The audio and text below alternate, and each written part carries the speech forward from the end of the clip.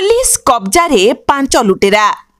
ढेंकानाल जिल्लार राजपथरे राहाजानी चलाइथिबा 5 लुटेरांकु आज मोटंगा पुलिस गिरफ पर कोर्ट चालान करिछि।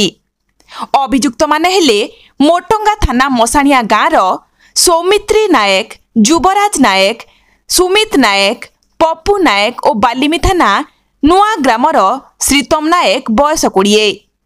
सेमानक नारे पूर्वरु कंटाबणिया और मोटंगा थाना रे 9टी मामला थिबा पुलिस कहिछि। एने आज मोटंगा थाना परिसर रे आयोजित सांबादिक सम्मेलन रे एसटीपीओ दीपक रंजन जेना सूचना दैछंती।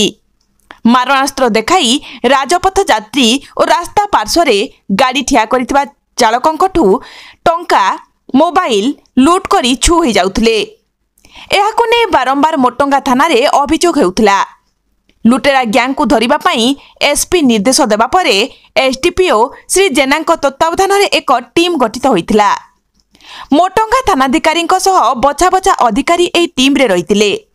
तेबे गतकाली राति रे अभियुक्त माने लुटपाट पई योजना करुथबा बेले विशेष सूत्ररु एनेई मोटंगा पुलिस खबर पाइथिला।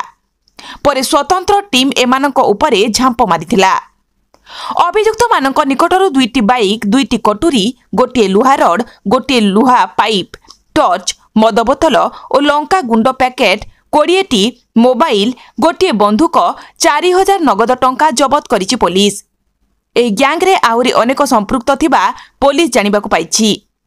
अन्य मानकु धरिबाकु उद्यम होइतबा श्री जेना सूचना दैछंती।